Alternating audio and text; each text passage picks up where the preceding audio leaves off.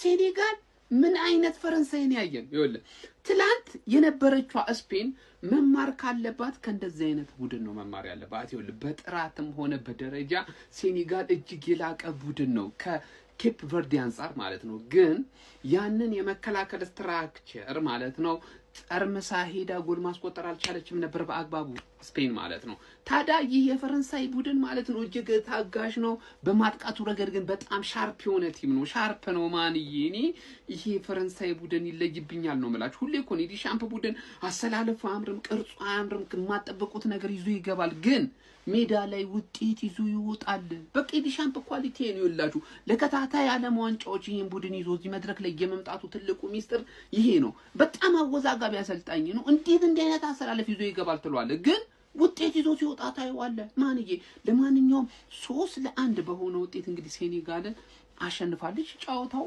ሰከንድ አፍ ላይ ነው የተካሄደው ፈርስት አፍ ላይ እጅግ ጥንቃቄ የበዛበት እንደው ሴኔጋል የተሻለ ሆነ የጨረሰችበት ፈርስት አፍ ነበረ ሰከንድ አፍ ላይ ግን ማለት ነው የምትመለከቱት ኪሊያን የሚሉ ተጫዋች ያገባው ሶስተኛው ጎል ማንዬ ኬት ነው የመታው እንዴት ተቆሳል እንዴ ማን አይተቆስም እኮ እንዲኮ ኖር ነው ማን ምን አለፋችሁ ብቻ ይህ የፈረንሳይ ቡድን ማለት ነው በእርግጠኝነት እስከ ጥግ ድረስ እንደሚር ጥርጥር የለኝም ሴኔጋልን 3-1 አሸንፏል እኔ ያው ሴኔጋሎች ቢያሸንፉ ደስ ይለኛል ካላሸነፉ ግን የሄነሪ ሀገር ያው ታውቃላችሁ ለፈረንሳይ ያለኝ ነገርና አሸንፋለች ማለት ነው ጀምአው እንዴት አያችሁ ጫውታውን በዚህ ከቸው ይያለው ኮፒሊንግ ሼር ማድረጋችሁ እንዳትረሱ ይመቻችሁ ማን ፍራንስ ነው ዓለም ዋንጫው የምትበላው በቃ አንድ ጨዋታ አየሁኝ ፍራንስ ናት ዓለም ዋንጫ ደግሞ የሚያምር እግር ኳስ ምናምን መጫወት ስለሚችሉ ምናምን እኮ አይደለም በቃ መከላከል ይችላሉ ገባ ከፊት ያሉት ሰዎች ደግሞ ምንም አይቀናጁ ኢንዲቪጁዋል ሰልፊሽ ምናምን ጨዋታ ሁለት ተጫዋቾች ብቻ ይግባቡ ሁለት ተጫዋቾች ብቻ ፈርስት ሃፍ እንደውም ሴኔጋል አሪፍ ነበረች ተፍተፍ ያለች ነበር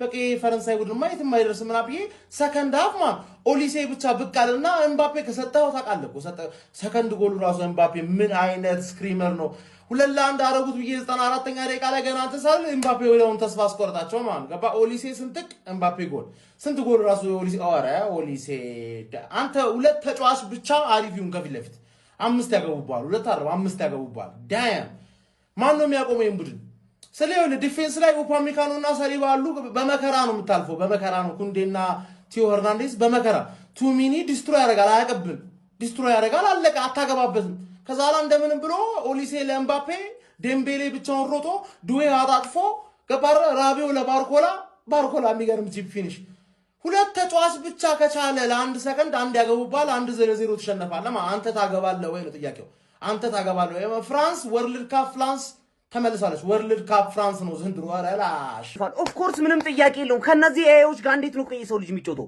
እንደው ማለት ነው ለሴኔጋል ክሬዲት ልንሰጣት ይገባል ማን ፈርስት ሃፍ ላይ ጽድት ያለ ጨዋታ ነበር ሲጮቱ የነበረው ያ ደደብ ሳሬ የተባለ ሰው የሚግራርም ኳስ አተባሽ ኤምባፔ ወርልድ ካፕ ላይ ሲሄድ ሌላ ሰው ምን ሆነ ነው አንተ ኧረ በስማ አመረይ ሰውዬ አረግልሽ ነው ምን አይነት ጎል ነው ያገባው እንዴ ከዛ ጥግ ይመቷል እስካሁን ወርልድ ካፕ ከተጀመረ ጀምሮ እንደዚህ አይነት የሚያምር ጎል አላየሁ ማን አንተ የሰውዬ ወርልድ ካፕ የሚል ነገር ከሰማ ማለት ነው ሌላ ሰው ነው የሚሆነው ምን ሆነ ነው እንዴ ሲጀመር ማለት ነው ፍራንስ መጀመሪያም የተበሉት ነገር ከቦታቸው ውጪ የተጫወቱ ስለነበር ማን ኦሊሴን እዛ ጋር በስትክክል አድርገው ምን አይነት ፓስ ነው ያደረገለት ኦሊሴ ማን ኦሊሴ ዴምቤሌ ኤምባፔ ከነዚህ ጋር መጫወት ማን እንዴት ነው የምንጫወተው ከነዚህ ጋር እንዴት ነው ፍራንስ የአንድ ዊክነሱ መሀል ብቻ ነው ሌላ ሙሉ ለሙሉ ይችላሉ በጣም ነው የሚችሉት በስማ እኔ ፈራዋቸው አረ በጌታ ስም አንተ ኤምባፔ ጤነኛ አይደለም ወርልድ ካፕ የሚል ነገር እንዳታሰሙ በሉብኝ በቃ እነዚህ አረመኔዎች በሉብኝ በቃ እንዴ እኔ እናቱ ጎመን ነው እንዴ በየአመቱ ፍጻሜ ምናምን በየአመቱ ዋንጫ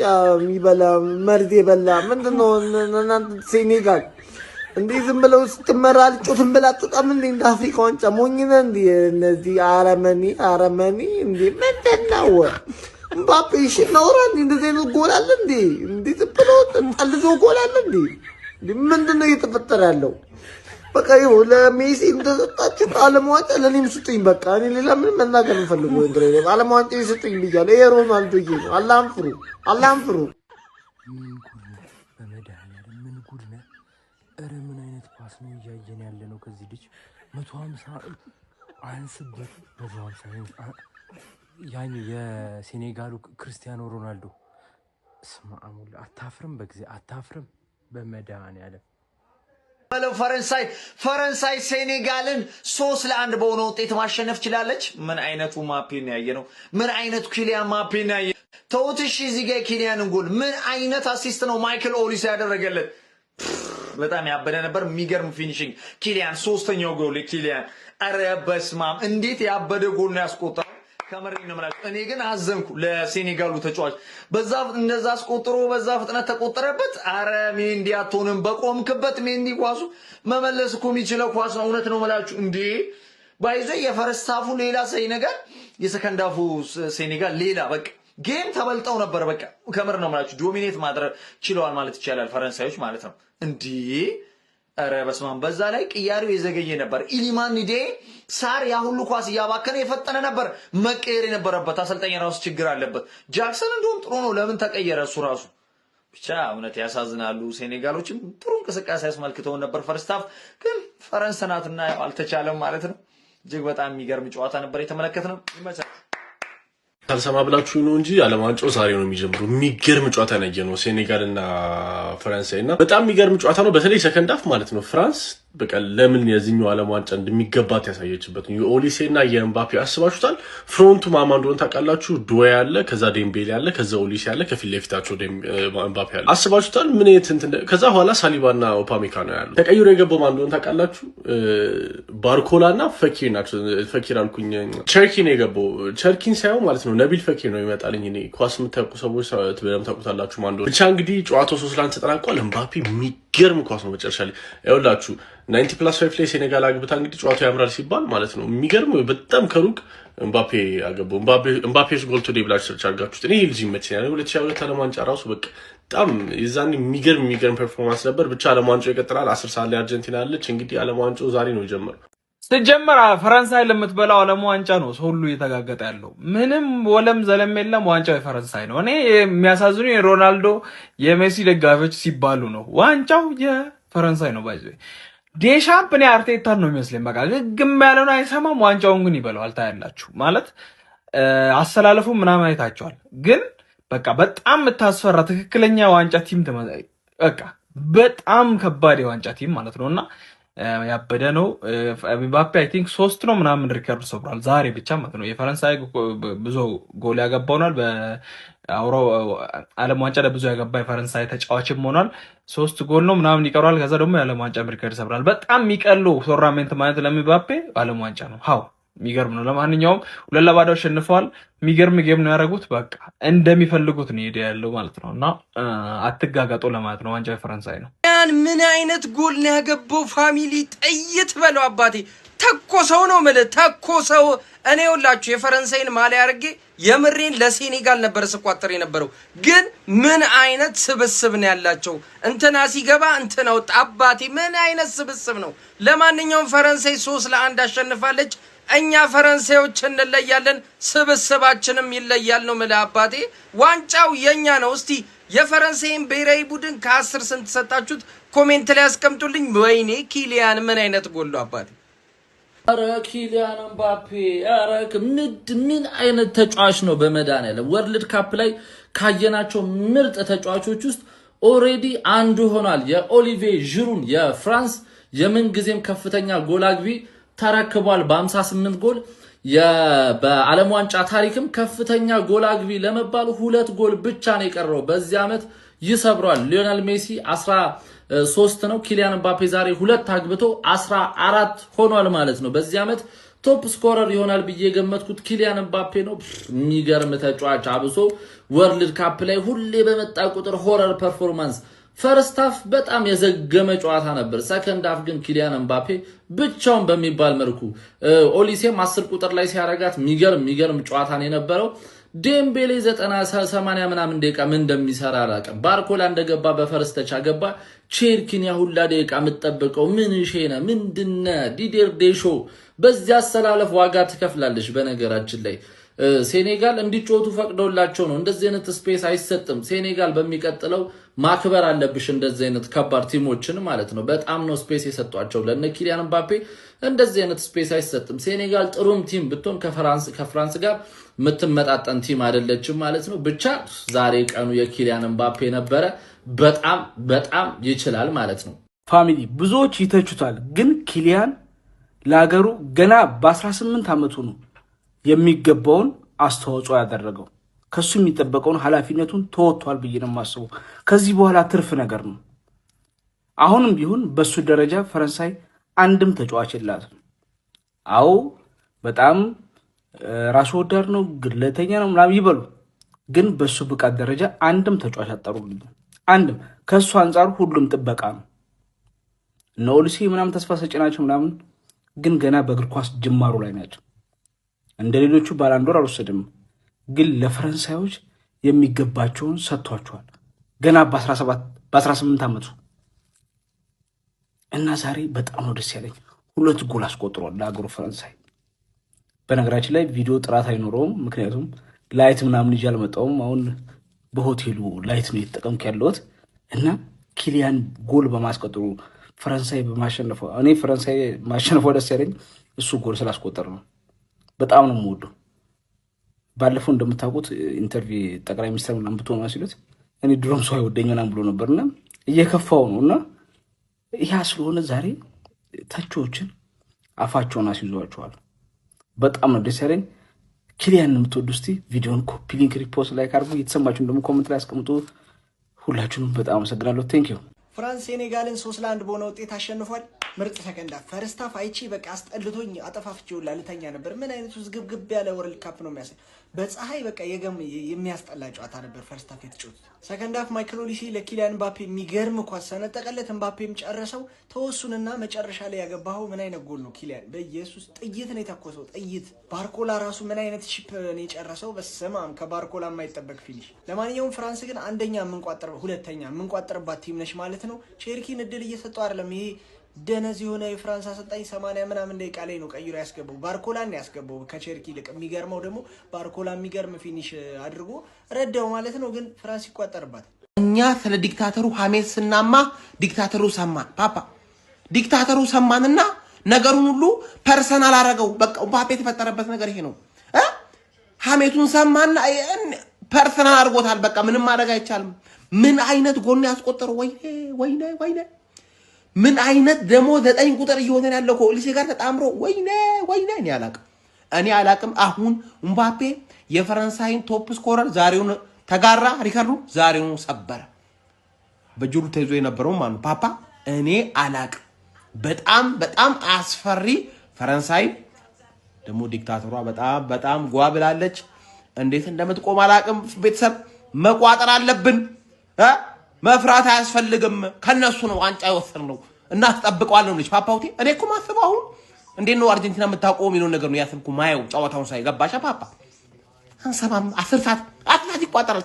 ፋሚሊ ውጋት፣ የቀጠናው ስጋት ኪሊያን ምባፔ። በስመ እኔ ምን አይነት ሰውዬ ነው ግን ሰውዬ። ዓለም ዋንጫውን ማን ሊበላ እንደሚችል መገመት ከባድ ነበረ። መገመትም ከባድ ነው ብቻ ግን ማን ቶፕ ስኮረር ሆኖ እንደሚጨርስ ግልጽ ነበር። እኔ ብቻ አይደለሁኝም፣ የኔም ግምት ይሄ ነበር። የፍፄ ቪዲዮ ላይ ገብታችሁ ቼክ አድርጉት። ሪፖስት ያደረኩ ቪዲዮ ላይ ፍራንስን እርግጠኛ አይደለሁም። ኪሊያን ምባፔ ግን ቶፕ ስኮረር እንደሚሆን ግልጽ ነው። በዛሬው ጨዋታ 2 ጎል አስቆጥሮ አንደኛውን ተውት፣ የታወቀበት ጎል ነው። ሁለተኛው ጎል ምንድነው ይሄ ጎል? በክርስቶስ አረ በጣም ትችላል። ዲክታተርም ምንም ቢሆን የሚያምርበት ሰው እግዚአብሔርን በጣም ነው የምትችለው። ኪሊያን ምባፔ ወደድክም ጠላህም የአንድ ተጫዋች ግምት አይደለም። በቃ ወላሂ እሺ። ሁለተኛው ጎል እንዴት እንዳቀረ በስበ። ለማንኛውም ይመቻችሁ። ለሊዝ ላይ እንግዲህ መቼስ ከዚህ በኋላ ተኝተን አንነሳም፣ እናነገዋለን። ላለፉት ረጅም ዓመታት እግር ኳስን እንግዲህ ኤሊየን ሆኖ አሁን ላይ እንግዲህ ኤአይ መጥቷል። ከኤአይ በፊት ግን ሜሲን እናቅ ነበርና እግር ኳስን ልክ እንደ ኤአይ ሲጫወት 4-5 ተጫዋቾችን ሆኖ በቃ የሆነ ለፍጹምነት የቀረበ ተጫዋች ሆኖ ሲያገለግል የነበረው ንጉሱ ሊዮኔል አንድሬስ ሜሲን በስተመጨረሻም እንግዲህ እንመለከተዋለን ማለት ነው። በመጨረሻ ዓለም ዋንጫው ነው ከአልጄሪያ ጋር አርጀንቲና አሁን 10 ሰዓት ላይ ይጫወታሉ። ይመቻችሁ። ፈርስት ሃፍ ማለት ቦሪንግ የሆነ ጨዋታ አስመልክተውን ማለት ነው። ሰከንድ ሃፍ ግን ምን አይነት ጨዋታ ነው ያስመልከታችሁ? በስመ አብ ወልድ። ኦሊሴ እንዴት አባቱ ነው የሚችለው? እንዴት ነው የሚችለው ኳስ? ምን አይነት እንቅስቃሴ፣ ምን አይነት ፎር። ምባፔ የሆነ ኳስ ተበታ ላይ ቻሉ እንዴት እንዳንገበገበኝ የሚገርም ኳስ ሰጥቶት ከዛና ባርኮላ አግብቶ ማግባት የማይችል ልጅ አገባ ራሱ ዛሬ ገና ተቀይሮ ከመግባቱ። ቼርኪ ለምን ያልገባው ማናጀሩ? እኔ እኔ ምን አይነት ዲሲሽን እንደወሰነ እግዚአብሔር ለምን መጠበቅ ያስፈልግ? ፈርስት ሃፍ ካየው ከኳሱ የሚደበቅ ነው የሚመስለው ራቢዮት። እኔ ምንም ነገር ልትሉኝ እንችላላችሁ፣ ቀጥታ መውጣት ያለበት ሰው ነበር ራቢዮት። ቼልሲ መግባት ነበረበት የዛ ሰዓት። እንዲህ ኋላው የተረጋጋ ነው ሳሊባቶ ኋላው ተረጋግቷል፣ ገብቷቸዋል። ስለዚህ ቼልሲ መግባት ነበረበት። 86ኛው ደቂቃ ታስገባዋለህ በዱ ይቀይረ እንዳናደርክ። ኤምባፔ ግን ማለት ነው ኤምባፔ ነው በቃ አለቀ። ኤምባፔ ሲቦርቁ አመሹ ያራዳ ልጆች። በማያስገርም ሁኔታ የመጀመሪያውን ፈርስት ሃፍ ማለት ነው ሴኔጋሎች እጅግ በጣም አስደናቂ ነበሩ ማለት ነው። ነገር ግን በዘንድሮ የውድድር ዓመት ማለትም በዚህኛው ወርልድ ካፕ እጅግ በጣም ድንቅ የተዋጣለት ስብስብ አላት የሚባለው እንግዲህ ፈረንሳይ በአግባቡ ያሳየች ይመስለኛል። የአራዳ ልጆች ኤምባፔ ጎሎቹን ያስቆጥራ አብሶ ሶስተኛዋን ጎልቶ መብረቅ የሆነ ጎል ነው የምልህ። ነገር ግን ኦሊሴ ጤነኛ አይደለም። ኦሊሴ ፈጽሞ ጤነኛ አይደለም። ያራ ምን አይነት አሲስት አንድ ኳስ እንደውም ሳቱበት በእናት ምን አይነት አሲስቶችን ነው የሚያደርገው ነው የምልህ። ጤናውን የሳተ ተጫዋች ሶስተኛው ጎል ራሱ ለመግባቱ ምክንያቱ የሆነ ሰው ነው ማለት ነው የአራዳ ልጆች ማለት ነው። ያንንም ቢሆን እጅግ በጣም አስደናቂ ነው። የባርኮላ ማጨራረስ በጣም ልዩ ነበረ ማለት ነው። ፈረንሳይ ያው እንግዲህ የዴሻው ቡድን እንግዲህ ከዚህም የተሻለ ማድረግ ነበረበት በሚለው ያስማማል። ነገር ግን የአፍሪካ እንግዲህ ምርጡን ቡድን ነው አሁን ላይ ገጥመው ማሸነፍ የቻሉ 3-1 ይሄ ቀላል የሚባል አይደለም ማለት ነው። ፈረንሳይ እጅግ በጣም አስፈሪ ክለብ ናት ይመስለኛል። እንደ አንተው ክለብ ነው የምትሄደው ብዬ አስባለሁኝና ረጅም ርቀት የምናያት ክለብ ትመስለኛለች ፈረንሳይ ያለምንም ጥያቄ ማለት ነው። ያራዳ ልጆች ሀሳብ አስተያየት እናንተ ነው። ሼር ኮፕሊንክ ይደረግ። ይመቻችሁ። ምን አይነት ድንቅ ጨዋታን የተመለከትነው። መጀመሪያ ይሄ ሰውዬ ምንጊዜም የፈረንሳይ ጎል አስቆጣሪ ሆኗል ማለት ነው። ወደ 58 ጎል አስቆጥሮ ጅሩድን በልጦት ሂዷል ማለት ነው። ከዛ ስለ ጨዋታው እንኖራለን። ምን አይነት ድንቅ ጨዋታ። ፈርስት ሃፍ በጣም ተቸግረው ነበር። ሚድፊልዱ በልጧቸው ነበር። የሴኔጋል ቆንጆ የሆነ ኳስ ቁጥጥር እየተመለከትን የነበረው በፖዚሽን የተሻሉ ቢሆኑም ፍራንሶች ግን ደግሞ የተሻለ ድሎችን ሲፈጥሩ የነበሩት ሴኔጋሎች ነበሩ። ከዛ በኋላ ያራዳ ልጅ ፍራንስ ሁልጊዜም ፍራንስ ነው። ኢንዲቪጁዋል ያላቸው ታለንት ከማንም ቡድን የተሻለ ነው። የፊት መስመሮቹ ማለት ተጫዋች ቀይረው ላብታ አደግ ይሄ ልጅ እንዴት አባቱ ነው የሚችለው? 10 ቁጥር ላይ ተጠቅመው እንደፈለገ ሮቴት እያደረገ እንዴት ነው ሲያብድ የነበረው? አንድም ሰው ከእግሩ ሊነጥቀው አይችልም። ፓሱ ሌላ ነገር ነው። ጀለስ ደግሞ ስጠው እንጂ ጎል ያስቆጥርላል። አንተ ኳስ ስጠው፣ ኳሷን ከእግሩ ለይቶ ወደ መረቡ ይልካታል ማለት ነው። በጣም የሚችል ሰው ነው ኪሊያን ምባፔ። ራቢዮት በቃ እኔ ፓስ ብቻ አይደለም ችግር ይሄም ኮንትሮል ማድረግ መሀል ሜዳ ላይ ይቸግራል ብዬ ነበር ፍራቴ። ዛሬ ጭራሽ ራቢዮት ምን አይነት አሲስት ነው ያደረገው? ምን አይነት አሲስትም ሰከንድ ሃፍ በጣም ተቀይሮ ነው የመጡት። ከዛ ቅያሩ ደግሞ ሲሰራ ያስጠላል ነው ማለት። ባርኮላ ፊኒሺንግ ነበር ችግር። ምን አይነት አጨራረስ ነው የተመለከተው? ለዚህ ነው ፍራንስ የምትመጪ ማለት ወደፊት ፍራንስ በሁለት ቢሏ ነው የምንበለው። በነገራችን ላይ ቴሌግራም ቻናል ላይ ገምተነው ነበር 2 ጎል ታገባለች ብለን ባደገኛ ነገር ነው የሄድነው። ገብተህ መመልከት ይችላል። ፎሎ ያላደረክ አዲስ አካውንት ስለሆነ ፎሎ ማድረግ እንዳይረሳ። ይመቻችሁ። ወንድ ከሆናችሁ ጥቁር አፍሪካውያን ተጫዋቾችን ወደየሀገራቸው መልሱና ከዛ በኋላ ነጮቹ ግጠሟቸው። ዓለም ዋንጫን ካሳካችሁ ያኔ እናንተ ጎበዝ ናችሁ፣ አፍሪካውያኖችም ያኔ ምን ማድረግ እንደሚችሉ ያሳያችኋል ብሎ የተናገረው ጆዜ ሞሪኒዮ ነበር። ዛሬ በሁለቱም ቡድኖች መካከል ያየነው ምንድነው? የአፍሪካ ተጫዋቾች ለሌላ ሀገር የሚጫወቱና የአፍሪካ ተጫዋቾች ለራሳቸው ሀገር የሚጫወቱ ተጫዋቾች እርስ በርስ ተጋጥመው 3-1 ፈረንሳይ ያሸነፈች። በቃ ሌላ ምንም ነገር የለውም። አንድ ነገር ግን እንድታውቁ የምፈልገው ማለት ነው ፈረንሳይ ዓለም ዋንጫውን ትበለዋለች። በቃ ምንም ይሄ ሁላችሁ ሳይታለም የተፈታ ነገር ነው። በቃ ሲጀምር ኤአይ ናቸው እንዳለ ኤአይ ናቸው። እንዴት ነው ቆይ ከኤአይ ጋር እንዴት ነው ሮቦት እኮ ናቸው። እንዴት ነው ከሮቦት ጋር የሆነ ስህተታቸውን ያስተካክሉና ከገቡ በቃ ምንም አትፈጥርም እንዴ? ይሄ ምንድነው ሙባፔ አይደብረውም እንዴ? ቆይ እንደኛ እኮ 2-1 ሆኑ ብለን ልንደሰት ነው እኮ በቃ አትሊስት የሆነ ነገር ይተኩ። ይሄ እኮ ጥይት እኮ ነው። በጥይት እኮ አይቻልም። በኳስ አይደል እንዴ ተነጋግረን የገባ ነው እንዴ? እንዴት ነው የሚተኩሰው? ኳስ ነው ተነጋግረን የገባ ነው። በቃ ኳስ ነው መጫወት ያለብን። እንዴት ነው እንደዚህ የሚተኩሰው እንዴ? ሜንዲ እኮ ሆነ ቤቱ ነው የሚያየው እኮ ጎሉን። እዚህ እኮ ያየው ምን እንደተፈጠረም አልገባውም እኮ እንዴ።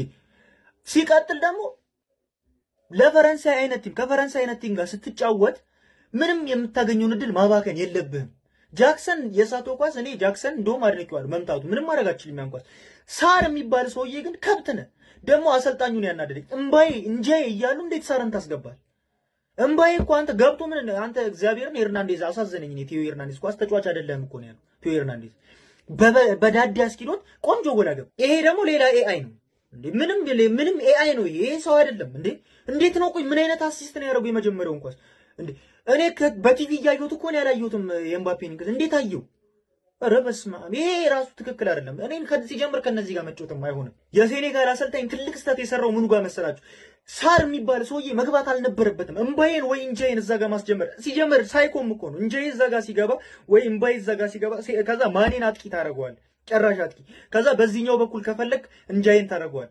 ሶስቱን እንደዚህ ካረክ ጃክሰንም ይስታል። ለእንደዚህ አይነት ጨዋታ አይሆንህም። በቃ ይስትብሃል ጃክሰንም ማለት። ስለዚህ እንትና ሳይዶ ማኔን እዛ ጋር ብታደርግ ያገባል ማኔ። በዚህኛው በኩል እንጃዬን ታደርግና በላይኛው በኩል ደግሞ እምባዬን ታደርግ። እምባዬ እንዴት ነው የሚችለው? 18 ዓመቱ እንዴ!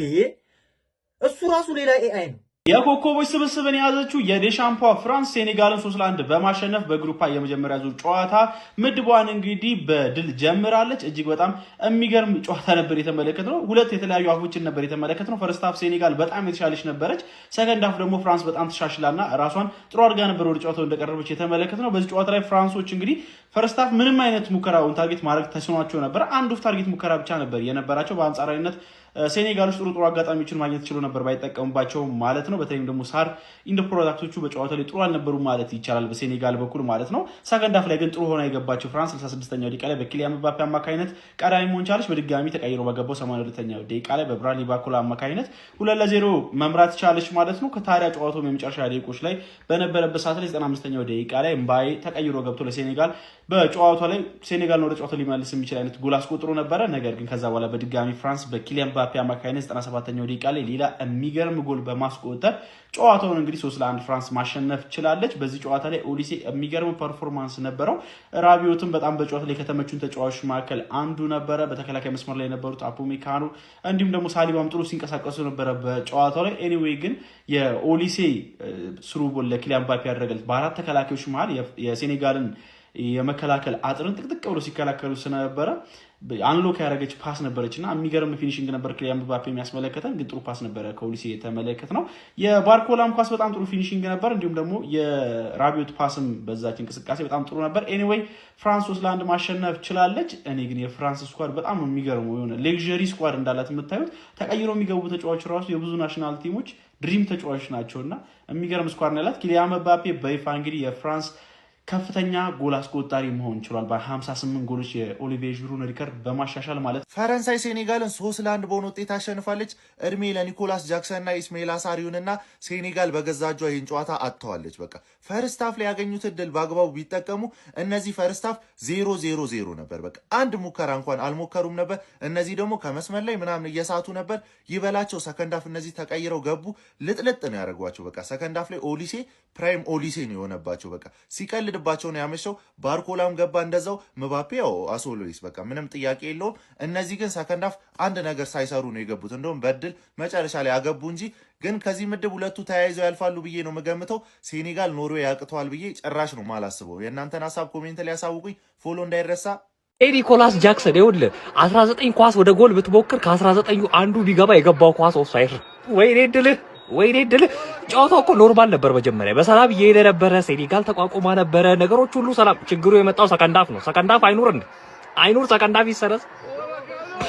በቃ አልፋለች። በቃ ሴኔጋልማ ዘንድሮ ምናምን አፍኮን ላይ አየናት ሴኔጋል ነበረች እኮ። ሰከንድ ሃፍ ቀይር ብላ የሆነ ሀገር ሆነች። ማንዬ ግን ጥሩ ተጫውተዋል። የምርና መናገር ጥሩ ተጫውተዋል። ፈረንሳይ ያው ሰከንድ ሃፍ ምባፔ ምንድን ነው ያገባው? በመዳን ዲዜሬ ደዌ ከየት ሮጦ እንደመጣ ብቻ ቼክ አድርጉ እስኪ። የለም ሜዳ ውስጥ አልነበረም። አሁን የአርጀንቲናን ጨዋታ ደግሞ እንጠብቃ። ፈረንሳይ ለምን የ2026ቱን የዓለም ዋንጫ ታነሳለች ተብሎ እንደሚጠበቅ ያሳየች ይመስለኛል። 3-1 የሚገርም ቡድን ነው። ተቀይሮ የሚወጡትን ተጫዋቾችና ተቀይሮ የሚገቡትን ተጫዋቾች አይታችኋል። ቼልሲ አልጀመረም እዚህ ጨዋታ ላይ ኢማጂን። ባርኮላ ተቀይሮ ገብቶ ጎል። ይሄ ተውት፣ ምባፔ ተውት። የሴኔጋል ቲም ምርጥ ቲም ነው። ነገር ግን አጥቂ የለውም። አሪፍ ተጫውቷል ሴኔጋሎች። በተለይ ፈርስት ሃፍ ላይ እስከ 64ኛ ደቂቃ አሪፍ ተጫውቷል። ነገር ግን አጥቂ የለም። ኒኮላስ ጃክሰን አጥቂ አይደለም። ይህን የመሰለ ቲም ሰርቶ ሴኔጋሎች ግን አጥቂ የላቸውም። ፈረንሳይ ግን የዓለም ዋንጫውን እንደምታነሳ እርግጠኛ ታነሳለች ብዬ ምን እገምታለሁ። ከመጀመሪያ ጀምሮም ስናገር ነበረ። የሚገርም ቲም ነው ያላቸው። ምን አለ አንዱ የአፍሪካ ካፕ ኦፍ ኔሽን ይመስላል ዛሬ አላለም የሆነ ፖስት ላይ ማለት ነው። የአፍሪካ ተጫዋቾች ናቸው በጠቅላላ። አንድ ራቢዮት ነበረ ትክክለኛ የፈረንሳይ ተወላጅ አሚን ነጭ ተጫዋች ማለት ነው። ነገር ግን ፈረንሳዮች በዚህም በዛም ብለው 3-1 አሸንፈው ወጥተዋል። የሚገርም ውጤት ነው። የሚገመት ነው። ፈረንሳይ ይሄንን የዓለም ዋንጫ ታነሳለች ተብሎ ይጠበቃል። ኩኩ መለኮቴ ፍራንስ የእንጀራ እናቴ ጥሬ ቴስታ ነው። ጥሬ ሀቁ ሲፈታ ምን ማለት ነው? ፈረንሳይ የልጅነቴ እንደማለት ነው። ገብቷል? የእንጀራ እናት ነች ለኔ። ያው ዋና እናት ሀገሬ ኢትዮጵያ ነች፣ ግን እንጀራ እናቴ እንግዲህ ፈረንሳይ ነች። ሴኔጋል ማን ነው? የአፍሪካ ሻምፒዮን ማን ነው? ለጥፍ ወስደን ማለት ነው። በነገራችን ላይ 2022 ላይ የተጫበልነው ዋንጫ አለ እናስመልሷለን ዘንድሮ። ካሞኒው ፍራንስ ከሞን